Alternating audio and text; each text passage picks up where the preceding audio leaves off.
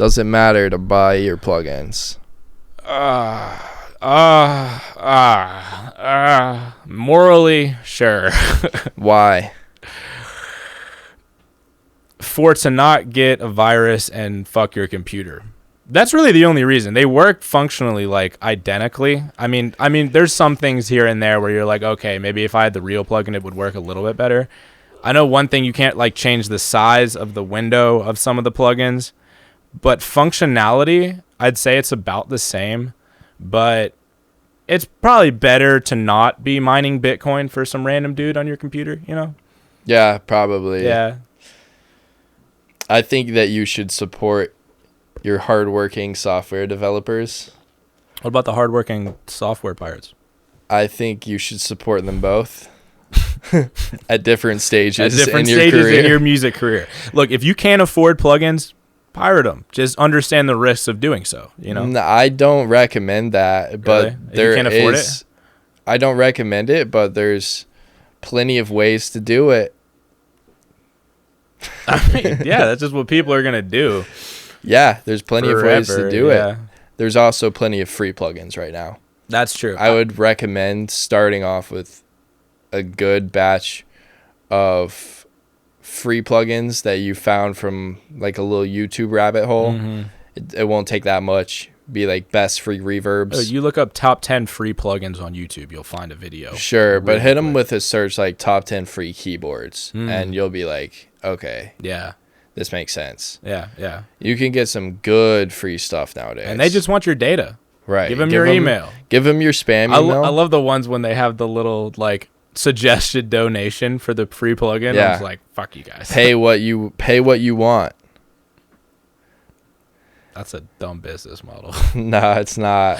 Is it- Support do your people- software developers. That's Go fair, pay them. That's fair. Pay them. Pay them if you can, but there's some really great free plugins. Check out Analog Obsession. It's a great line of plugins. Check out Oral Rivers, good reverb. What else? Kilohertz bundle, Yeah. something like that, I believe is a really good free plugin bundle.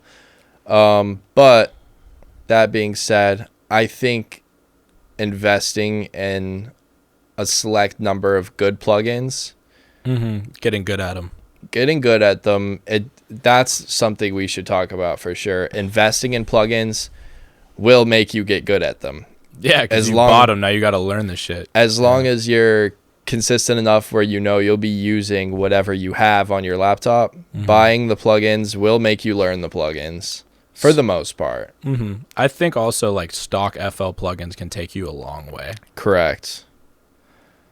They get less credit than they deserve. Like, you know what I mean? Or they get less credit than they deserve. They deserve more credit. Stock plugins in FL are great.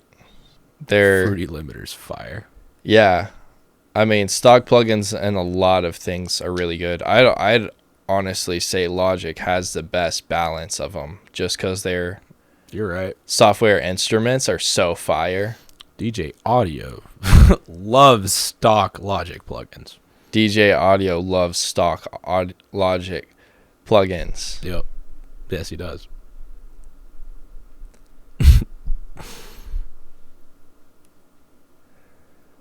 I feel like But Logic's pretty good. yeah, I feel like Logic's pretty good. I like FL. Yeah. Where were we? What were we talking about? Pirating versus Yeah. buying plugins? I think it's good to support software developers who are changing the industry for sure and actually providing new powerful solutions that haven't been around before. Should people support Waves? I think Waves is a little outdated. This is where I was going with this point. I think people should support software developers that are pushing the boundaries and equitable and want people to be able to access their plugins. Yeah. Like I want software developers who are here to help everyone get better.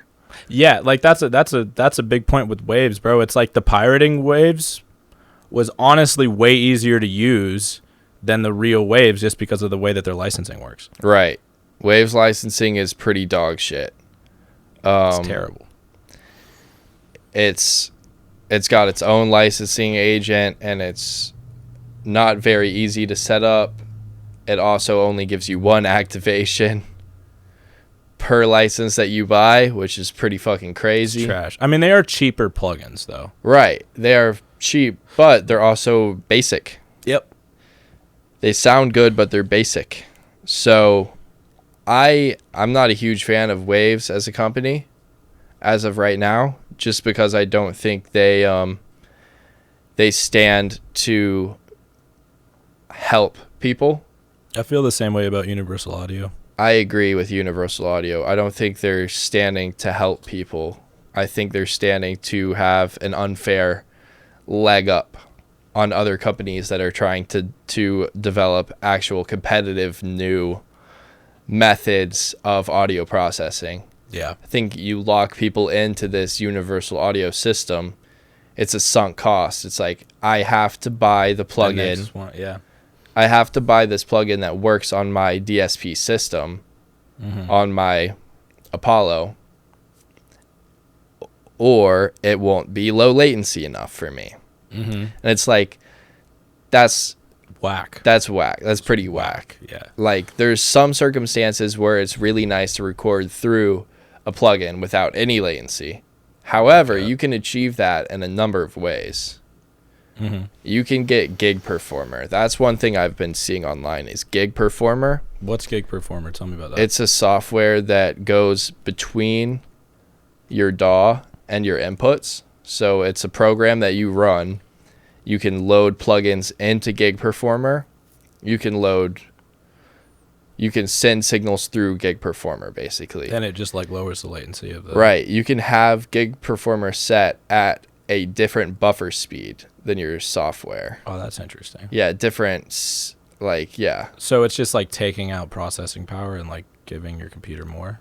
Right. It is separating the processing of that certain plugin from your DAW's audio processing. So it makes it extremely low latency. That's fire. It is. It's expensive though. I think it's $100-something for it. But there's a free trial, Gig Performer. If y'all need instant monitoring through plugins, try that before you go Universal Audio. Just because Universal Audio will extort you for their on-brand line of plugins that work. I hate them so much, bro. I hate that you have to download like all their plugins basically to even use an Apollo. It is what it is. It's so fucking stupid. That's what it is. It's it's monopolizing, bro. Like it's what you said. Like they're just trying to like make it to where like it's only them and like lock people into that shit. It's fucked up. Yeah. Yeah. So I don't support buying from companies like that. If you can pirate them, that's the unfortunate thing. It's hard to pirate from companies that are very, very established. Fuck the establishment. People definitely still pirate them though. So Tokyo Dawn Records plugins. Tokyo Dawn Records plugins are great and they're worth the purchase. The full versions are very good as well. Where'd you find those? I was wondering about that. Watching In the Mix. Yeah, he was using them. He was using them. What's his name? Michael. Shout out In the Mix, guys. Shout out Michael, bro. Yeah, bro. He's a bloody legend. He's an OG of the FL Studio. Yeah, I think he was showing people the dynamic EQ settings in TDR Nova years ago. And it was just like, whoa, this is free. This is fire. Yeah. It's easy. It's an easy recommend. TDR Nova, if you don't have a good EQ plugin right now, let TDR Nova be your first. That's my favorite one. Fuck yeah. That and the Red 2 EQ. I like it. I like the what's it called, emulation of like analog gear that it uses or whatever. Yeah. Like this, the little bit of saturation it gives the vocal, I fuck with it heavy. Yeah. Especially around that like 10,000 hertz kind of range. Yeah. Yeah. the air band frequencies that are like super high on some analog gear too. Yeah. Like the 40K band on a Mag 4 EQ is like it's not realistic. Like we can't hear that It's high. not real. Yeah.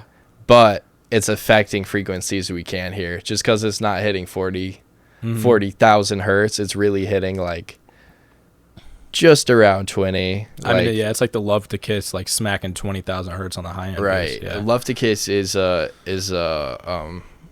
clone of Mag 4. Oh, okay. So it's an analog EQ that when you crank that air band, it affects all the top end. Just the highest of the high that you can even hear. Yeah, the highest of the high you can hear, but as you crank it, it starts pushing everything up. You know what I mean? Yeah. Not everything, but all audible highs as well get that little boost, which is Totally. a real like interesting. It's an interesting effect that analog EQs have added. Like, Yeah. it's not an accurate EQ. It's just a good sound. Yeah, it makes it sound better. Yeah.